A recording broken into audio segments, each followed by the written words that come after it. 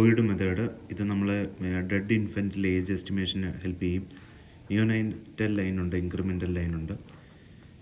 നിയോനൈറ്റൽ line ഉണ്ടാക്കുന്നത് അമീബോബ്ലാസ്റ്റാണ്. അത് enamel at 4 unit per day വരെ ഉണ്ടാക്കും. അറ്റ് ബർത്തിൽ ഡേ 1, 2, 2 ആണ് ഇനാമൽ ഉണ്ടാകുന്നത്. ക്രോസ് സ്ട്രയേഷൻസ് ആണ്. സ്ട്രൈ ഓഫ് റെറ്റിസസ് എന്ന് പറയും incremental line. Complete formation of enamel.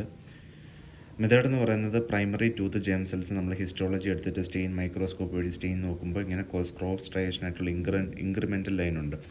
നിയോനൈറ്റൽ line പൊതുവേ ഡാർക്കസ്റ്റ് ബാൻഡാണ്. ഇൻക്രിമെൻ്റൽ ലൈൻ എന്ന് പറഞ്ഞാൽ കുറച്ച് ഗ്യാപ്പിട്ടുള്ള ഡാർക്ക് ബാൻഡാണ്.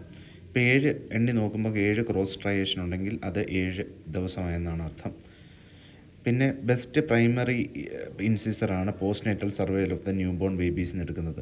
ഡിസഡ്വാൻറ്റേജ് എന്ന് പറഞ്ഞാൽ ഇൻഫൻറ്റിസൈഡ് ആഫ്റ്റർ നിയോനൈറ്റൽ ലൈന് മിക്കവാറും കാണത്തില്ല. കാരണം ആഫ്റ്റർ 2 ഡേയ്സിലൊക്കെ സർവൈവ് ചെയ്യുന്ന ഇൻഫൻസിനെ കാണത്തുള്ളൂ. Medico legal importance survival of the infants നമുക്ക് കണ്ടുപിടിക്കാൻ പറ്റും.